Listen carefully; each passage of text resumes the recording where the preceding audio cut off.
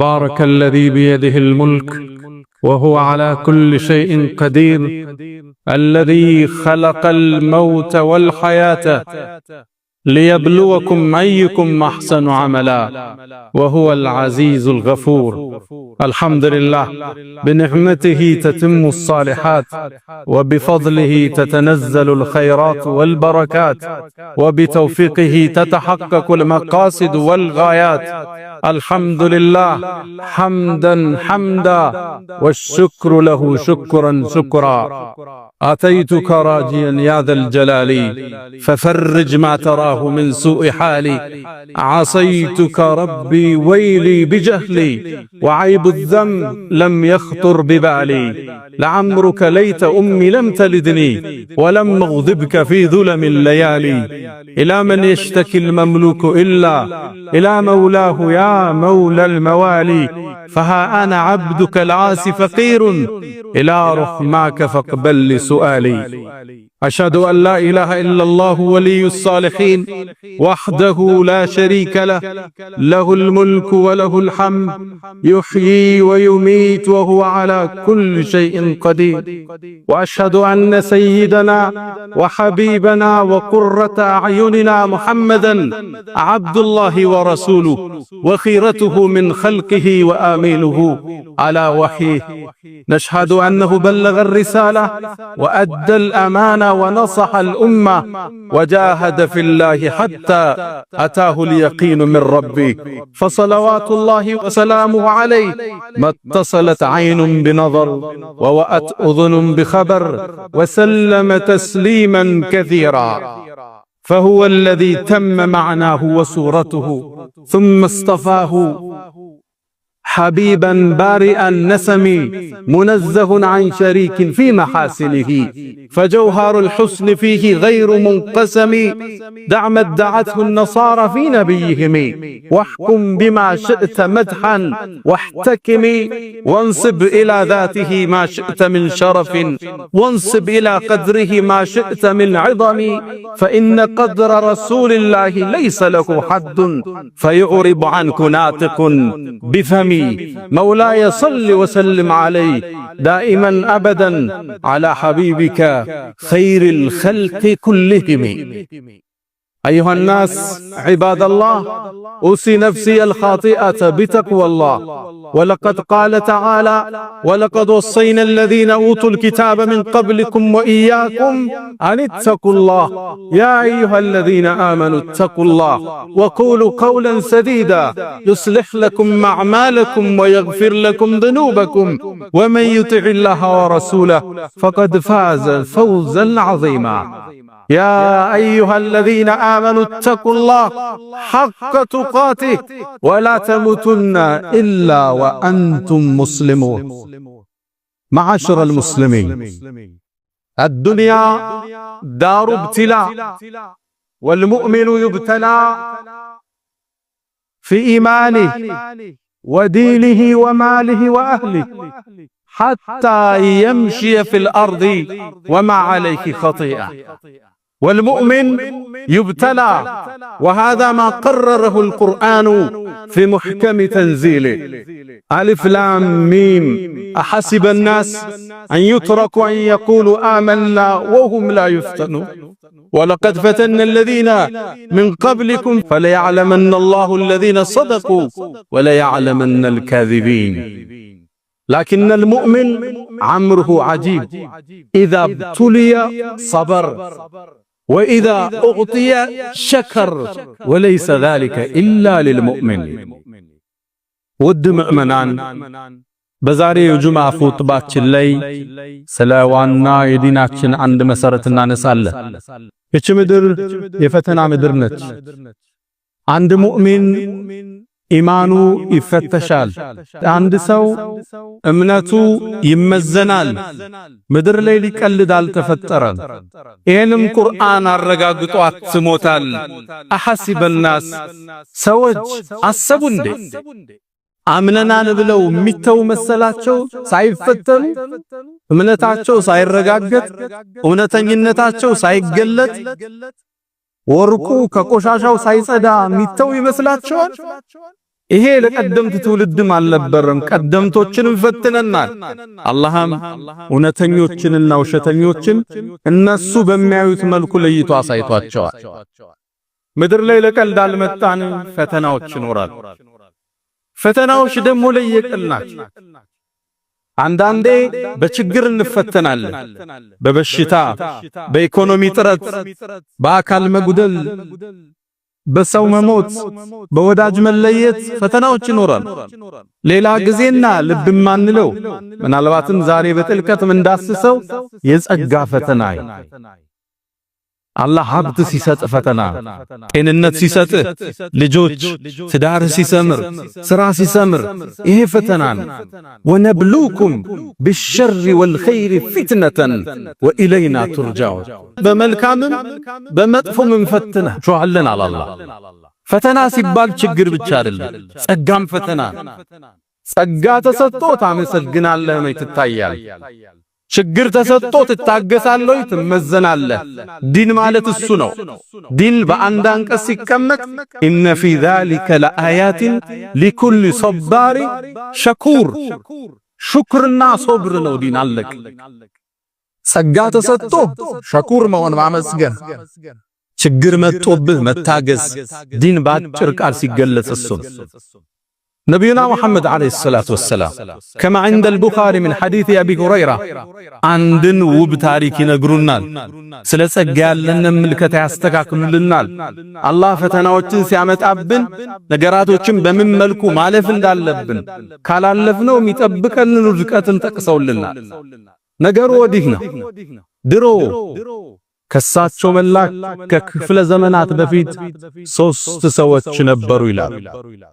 አንደኛው ቆዳው የተላላጠ ሰው ነው፣ የቆዳ በሽታ ያለበት። አሁን የምናውቀው በሽታ በረስ የምንለው ቆዳን ወደ ነጭ የሚለውጠው የሚላላጥ በሽታ ያለበት። ሌላኛው አቅራ፣ ጸጉሩ ራሱ ጸጉር የማያበቅል አላም ደግሞ ራሱ የሚቆስል ሰው ነበር። ሶስተኛው ደግሞ አዕማ፣ ማየት የተሳነው ነበር። ከዚህ ፈተና በተጨማሪ ድህነት ደግሞ እነሱ ውስጥ ነበር። በሽተኞች ደሃዎችም ነበሩ። እሰቡት፣ በሽታና ድህነት ሲደመር ነገራቶቹን ከባድ ያደርገዋል። አላህ እነዚህም ባሮችን ሊፈትን ፈለገ። አንድን መላኢካ በሰው ልጅ አስመስሎ ላከ። አገኘው ያ ቆዳው የተላላጠበትን ግለሰብ። ኑሮ እንዴት ነው? ኑሮውን ነገረ። ምን ነገር ቢደረግልህ ያስደስታል? እኔማ አላህ ቆዳዬን ቢያድነኝ ሰዎቹ ሊያዩኝ ተጸየፉ፣ በዚህ ላይ ድህነቴ ብሶቱን ነገር። ይሄ መላኢካም እጁን ደበስ አደረገ። ሰውነቱ ሲዳብሰው ያ የቆዳ በሽታ ሙሉ ለሙሉ ለቀቀው። የሚያምር ገጽታን ተላበሰ። ከዛም በዚህ አልበቃም፣ ፈተናው ሊከተለው። ከገንዘብ በኩል የትኛው ያስደስታል? እኔማ ግመል ነው አለ። ግመል ይወዳል፣ ግመል ማርባት በእነሱ ዘመን ደግሞ ትልቅ የሀብት መገለጫ። የ10 ወር ግመል ያረገዘች ሰጣ። ቆዳው ተሽሎታል፣ አምሯል። ገንዘብ ደግሞ ተሰጥቷው።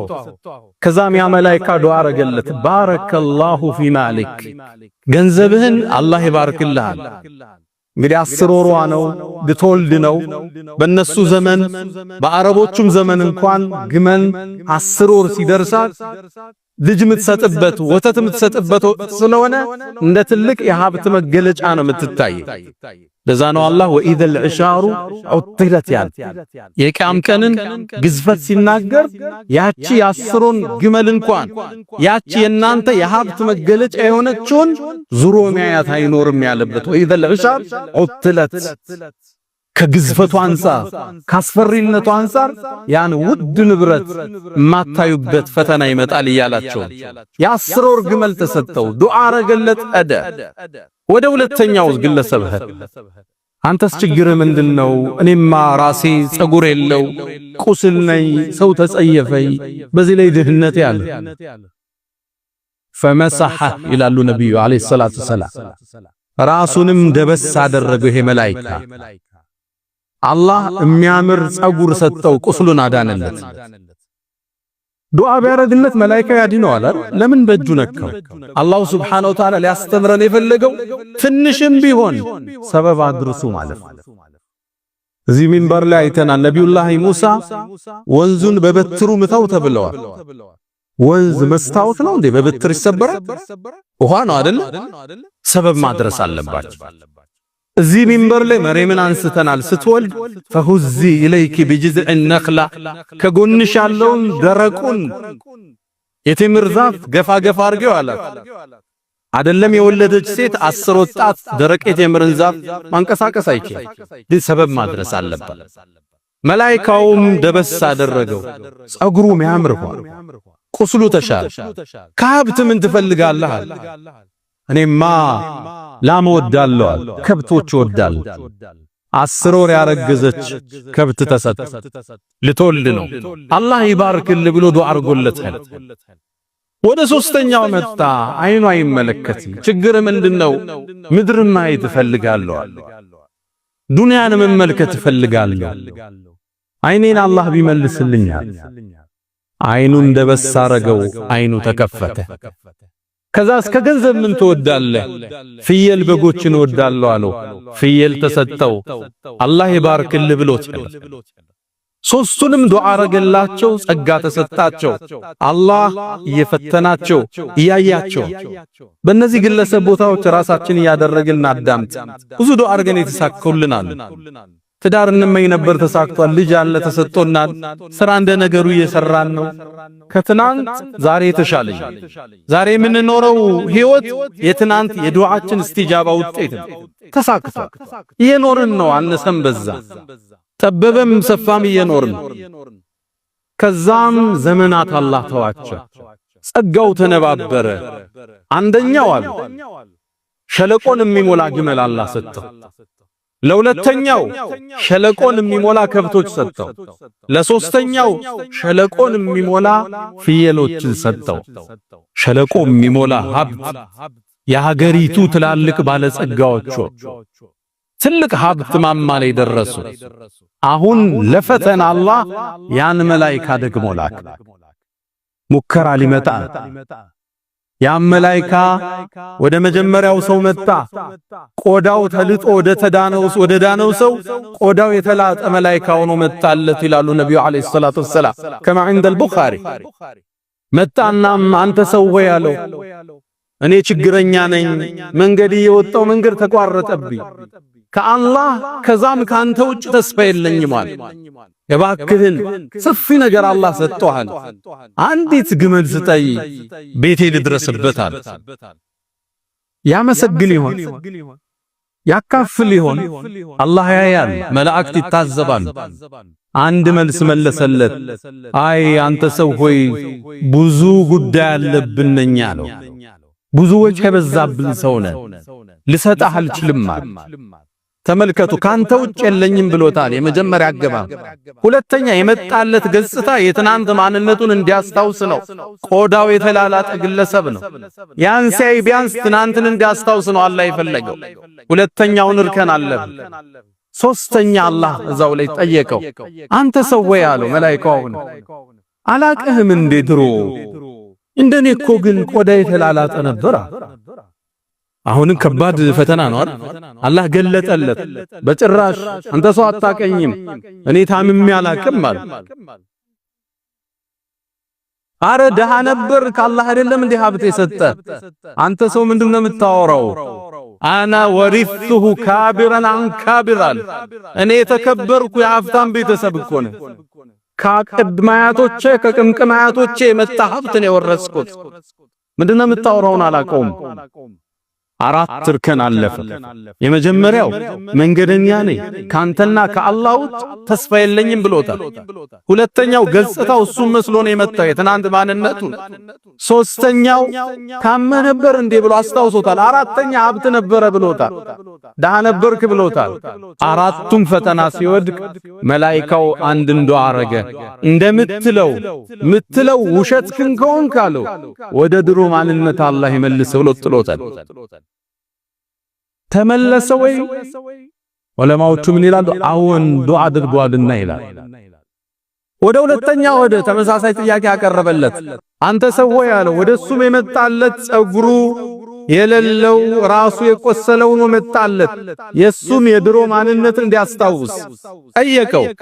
አንተ ሰው ሆይ እኔ መንገደኛ ነኝ፣ ቤተሰቦቼ መድረስ አልቻልኩም፣ ችግረኛ ነኝ፣ እንደምታየው ሰው የሚጸየፈኝ በሽተኛ ነኝ፣ ከአላህ ከዛም ካንተ ውጭ ተስፋ የለኝም፣ እባክህን አንዲት ከብት ስጠኝ አገሬ ልድረስበታል። አንተ ሰው ሆይ አለው ተመሳሳይ መልስ። እኛ ብዙ ኃላፊነት አለብን፣ ብዙ ወጪ አለብናል፣ ብዙ መስኡልያ አለብናል፣ ልሰጣህ አልችልም አለ። አንተ ሰው ወይ ድሮ በሽተኛ አልነበርክም አለው። ምታወራውን አላቅም አለው። ድሃስ ኑረህ ሀብታም አልሰጠህም አለው። ሀብት አልሰጠህም ወይ አላህ አለው። በጭራሽ ምታወራውን አላቅም እንደምትለው ከሆነ አላህ ወደ ድሮ ማንነት ይመልስ ብሎ ጥሎታል። ተመልሷል። አዎን የመላእክቱ ዱዓ ስለማይመለስ ቅድም አላህ ይባርክልህ አለው፣ ሸለቆ ሞላ ሀብታቸው። አሁን አላህ ያጥፈው ሲለው ይጠፋል። ግልጽ ነው። ወደ ሶስተኛው መጣ። አይኑ አዕማ ኑሮ አላህ ስለከፈተው አሁንም አይና አዕማ ሆኖ መጣለት። አንተ ሰው ወይ ወደ ቤተሰብ መድረሻ የለኝም፣ ችግር ውስጥ ነኝ፣ ደግፈኛል። ያ ሰው ምን አለ? አይና አዕማ ሆኖ አላህ ያዳነው። አንተ ሰው ሆይ አንተ አይን የለህም፣ እኔም እንዳንተ ድሮ ነበር፣ አላህ አይኔን ከፈተልኝ፣ ምትፈልገውን ያህል ውሰዳል። ጌታዬ ትልቅ ውለታ ውሎልኛል፣ አልከለክልም፣ የምችለውን ያህል ውሰዳል። ከዛም ምን አለው መላእክው? እኔ የአላህ መልእክተኛ ነኝ፣ መላእክት ነኝ፣ ልፈትንህ ነው የመጣው። ካንተ አላህ ወዷል፣ በጓደኞች ላይ ግን አላህ ተቆጥቷል። ዱዓ አርጎለታል። ዱንያ በሽታ ብቻ አይደለም ፈተና፣ ችግርም ብቻ አይደለም ፈተና፣ ጸጋ፣ ምቾት፣ ድሎት ማናስታውሰው ምድራዊ ፈተናው አንዱ ምቾት ነው። ምቾትን በትክክል ከሚጠቀሙት አላህ ያድርገን። ጸጋዎችን ከሚያመሰግኑት አላህ ያድርገን። የተሰጠንን ከማንጠቅበት አመስጋኞች አላህ ያድርገን። አላ ወፈዐሉል ኸይራት ወስተግፊሩ ረበኩም ፈጡባ ሊልሙስተግፊሪን። الحمد لله على إحسانه والشكر له على تفضله وامتنانه ولا إله إلا الله تعظيما لشانه وصلى الله وسلم وبارك على رسوله وإخوانه أما بعد ወንድሞቼ ኹጥባውን አጠር አድርገን አንድ ሶስት ነጥቦችን እናውሳና እንቋጨው። የመጀመሪያው መፍሁሙል አልበላ የአላህ ሙከራ ፈተና ብትላ ምንለው አንዳንዴ በችግር ሱና ቀዋለት ስትታመም መታገስ፣ ስራ እስክታገኝ መታገስ፣ ትዳር እስክትይዝ መታገስ። ይሄ ፈተና ግልጽ ነው። የጸጋ ፈተና ነው። የሀብት፣ የጤንነት፣ የውበት፣ የሰው ዘንድ ያለ ተቀባይነት ልትሸመግልበት ነው የተሰጠ። አላህ የሰጠህ ዕውቀት ልታካፍለው ነው። ኒዕማ ፈተና ናቸው ሲመጡ። ወነብሉኩም ቢሸሪ ወልኸይሪ ፊትነተን ወኢለይና ቱርጃው እንጂ ችግር ሲደርስብን እየቀጣን እየፈተነን፣ ምቾት ሲሰጠን ደግሞ አላህ ስላላቀን አይደለም አክረመን አሃነን ይላሉ። አላህ ሀብት ሲሰጠው አላህ አከበረኝ ይላል። እየሸለመው መስሎታል፣ እየፈተነው። ዘካ ያወጣል ወይ? ወገኖቹን ይጠይቃል ወይ? መስጂዶችን እንደዚህ ቁሞ ያሰራል ወይ? ፈተና ነው የተሰጠው። ዕውቀት ሲሰጥ ዓላመቱን ፈኻማ እንድትባል አይደለም። ያስተምርበታል ወይ? ህዝብ ይለውጥበታል ወይ? በንግግሩ አላህን ብቻ ይፈልጋል ወይ? ልትመዘን። ሁለተኛው ደረጃ ሹክር ማወቅም ይገባል። ሹክር ማለት ሶስት እርከን አለው። አላህ ለሰጠ ጸጋ ማመስገን ማለት የመጀመሪያው በቃል መናገር፣ አልሐምዱሊላህ ይሄን ቤት ሰጠኝ፣ ይሄን መኪና፣ ልጆችን ሰጠኝ፣ ጥሩ ትዳር ሰጠኝ፣ ጤንነት ሰጠኝ፣ መልካም ቁመና ሰጠኝ፣ ጥሩ ጓደኞች ሰጠኝ። ሹክር በቃል ነቢዩላህ ኢብራሂም ልጃቸውን ሲወልዱ አልሐምዱሊላህ الذي وهب لي على الكبر اسماعيل واسحاق ان ربي لسميع الدعاء ልጅ አገኘ አልሐምዱሊላህ። በቃል ማመስገን። ሁለተኛው በውስጥህ ከአላህ እንደሆነ ማረጋገጥ።